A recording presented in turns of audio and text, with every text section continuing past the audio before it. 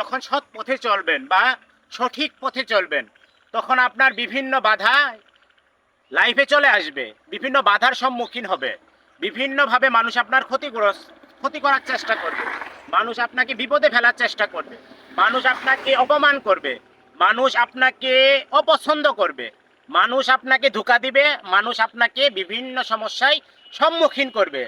তবে আপনার ডিসাইড করতে হবে যে আপনি দুনিয়াতে অল্প সময়ের জন্য চলে আসছেন এখানে, খুবই সিম্পল লাইফ আপনাকে মেনটেন করতে হবে।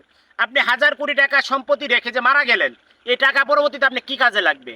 এই টাকা আপনার কখনো কাজে লাগবে না। আপনার যদি এই লাইফটা সততা নিয়ে সম্মুখে অগ্রসর হতে পারেন, লাইফে সততা নিয়ে সামান দিকে অগ্রসর হতে পারেন, লাইফে সততা নিয়ে সব কাজ পরিচালনা করতে পারেন, দেখেন যুগ যুগ ধরে মানুষ আপনাকে স্মরণ করবে, মানুষ আপনাকে সম্মান করবে, আপনার ফ্যামিলিকে সম্মান করবে, আপনার পিতামাতাকে সম্মান করবে, আপনার সব কিছুতেই সম্মান করবে।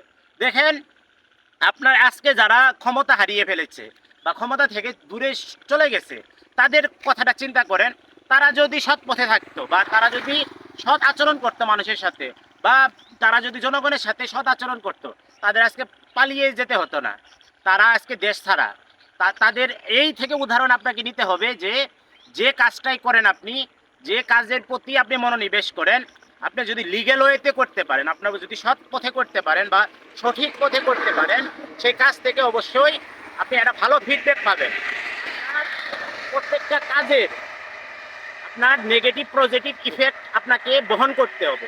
প্রত্যেকটা কাজের নেগেটিভিটি এবং কি পজিটিভিটি, দুইটা বিষয় আপনাকে লক্ষ্য রেখে কাজ করতে হবে। আপনি যদি এই দুইটা বিষয় লক্ষ্য রেখে কাজ করেন, যে আপনার দ্বারা কোনো ক্ষতি হবে না, আপনার দ্বারা কোনো দুর্নীতি হবে না, আপনার দ্বারা অনাচার হবে না, আপনার দ্বারা খারাপ কিছু হবে না, আপনি ভালো থাকবেন, আপনার ফ্যামিলি ভালো থাকবে, দিন শেষে শান্তিতে একটা ঘুম দিতে পারবেন। দেখেন অশান্তি কখন আসে? অশান্তি আমরা নিজের হাত দিয়ে তৈরি করি, অশান্তি আমরা নিজে থেকে তৈরি করি। অশান্তি কিন্তু আপনার হলো অটোমেটিক চলে আসে না, অশান্তি আমরা তৈরি করি। দেখেন আপনি একটা বিষয়ে দুর্নীতি করছেন, একজনের কাছ থেকে ঘুষ নিছেন, আপনি ঘুষ নিয়ে সেই কাজটা করে দেন নাই, কিছুক্ষণ পরে কিন্তু সে আপনাকে ফোন দিবে, ফোন দিয়ে আপনাকে বিরক্ত করবে। কি দরকার আছে আপনার এই পেন নেওয়া, এই অসামাজিক অশ্লীলতা কাজ করতে কি দরকার আছে?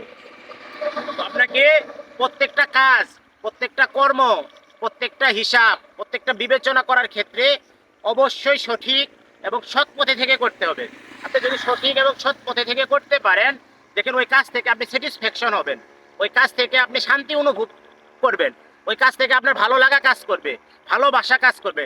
আর ভালো লাগা ভালোবাসা থেকে কোনো কাজ করলে আপনি অবশ্যই ভালো কিছু পাবেন এবং ভালোভাবে কাজ করতে পারবেন। ধন্যবাদ সবাইকে।